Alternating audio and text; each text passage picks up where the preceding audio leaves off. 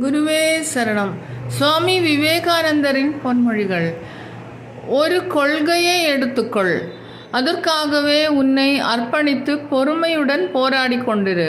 உனக்கு ஆதரவான ஒரு காலம் வரும். அன்பு, நேர்மை, பொறுமை ஆகியவற்றை தவிர வேற ஒன்றுமே நமக்கு தேவையில்லை.